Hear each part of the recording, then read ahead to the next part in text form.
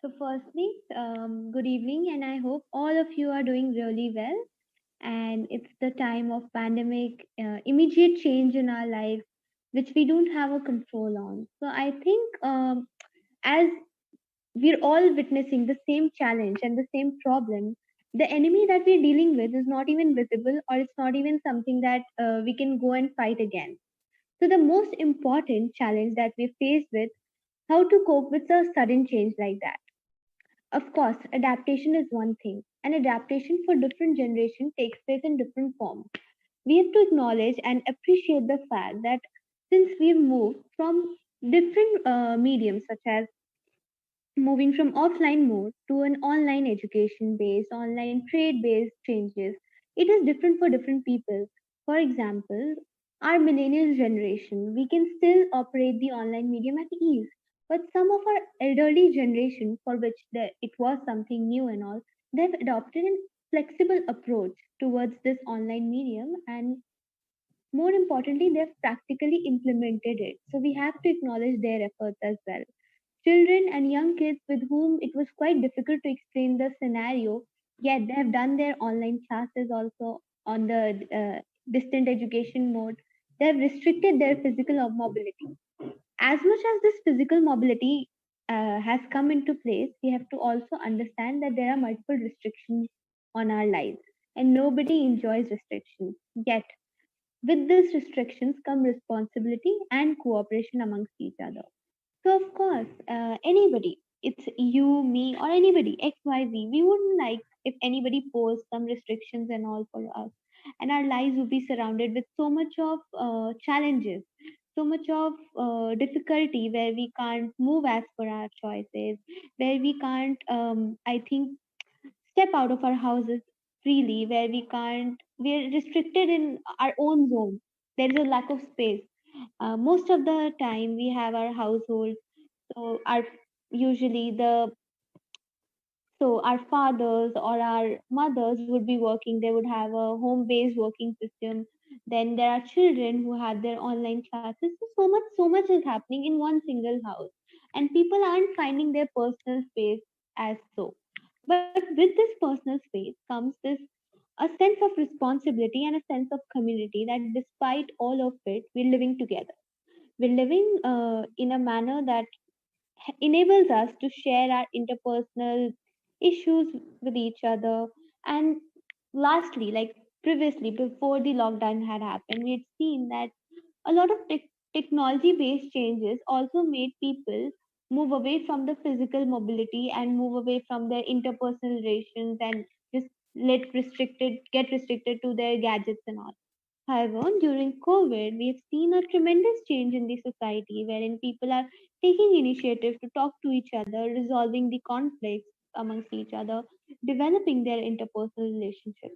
So, that is what I perceive as a positive change.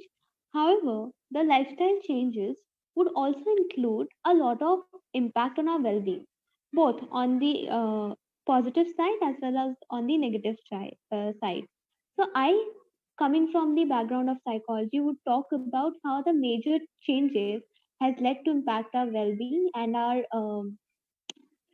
way of looking at things, our way of dealing with our daily lives. So the first thing that I would talk about is distinction between the physical challenges or symptoms that we've been having, and another challenge is the cognitive symptoms or the emotional symptoms we've been having. Our thought, behavior, and feelings are all interconnected, and we cannot look into it as a separate entities. We have to understand that they are ongoing, and they are interconnected with each other, they're intertwined. So, with regard to our thoughts and feelings, we've seen that this Corona lockdown has been happening repetitively. So, once there's a lockdown ease, then there's again a strict lockdown, then there's a lockdown. It's becoming a pattern. And with pattern comes this feeling of uncertainty, that what will happen the next moment? How will things manifest in the other moment? So, this has given a rise to anticipatory anxiety.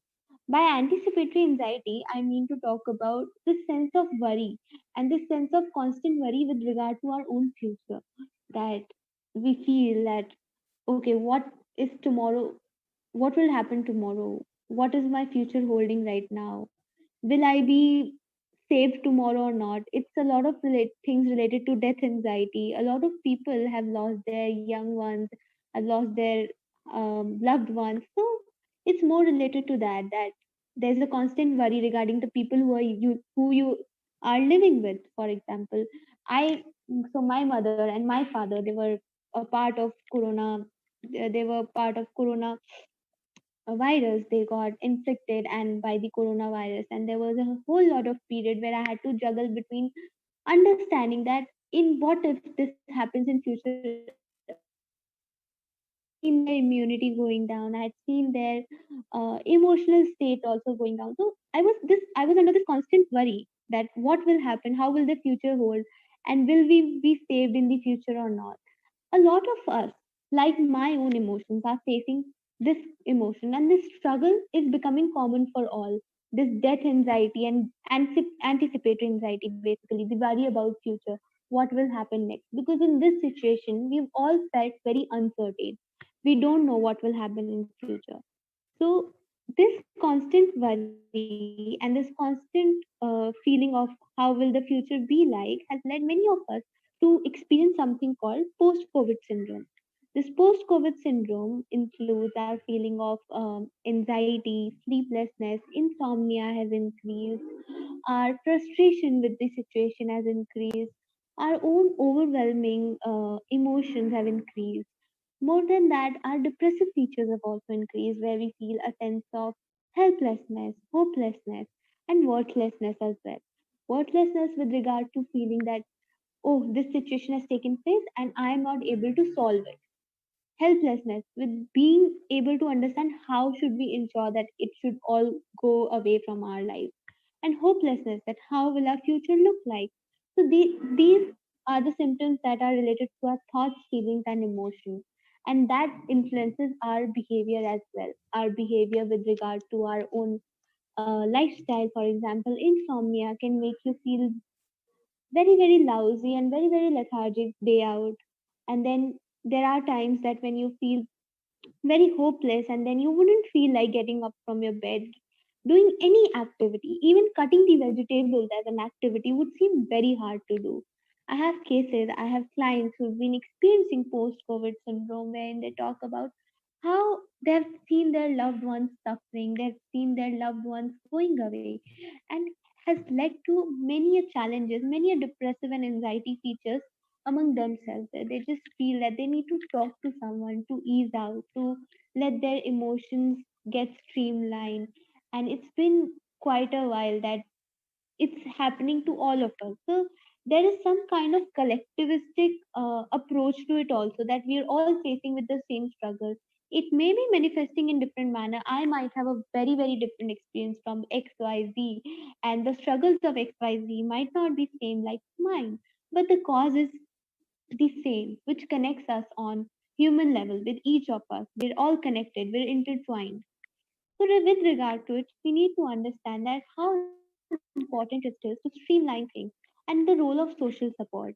I think when you have somebody to talk to, just somebody to listen to, and letting their experiences be shared, let your experiences be out there, makes you feel ease out and makes you feel comfortable that, okay, if at least if the person is not able to help me, at least somebody is there to listen, and at least they feel that they are not alone in this situation, where we all are sailing in the same boat. Why can't be the lifesavers of each other?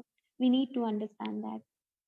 I think with regard to physical symptoms, when I talk about, so there's more like sleep disturbances coming in, and there are a lot of eating behaviors that have changed during COVID, which needs to be monitored, and which needs to be, I think, constantly we need to keep a check on it. And then we can even consult somebody who's specialized into this field, that if we're having any physical symptoms, or if we're pertaining to some kind of illness and all, it's very important that you consult a doctor or consult a physician with regard to it. Because even a psychologist, if you feel like, because it's very important that we build a social support and we build a community where there's a sense of responsibility on each of us, that okay, if in this situation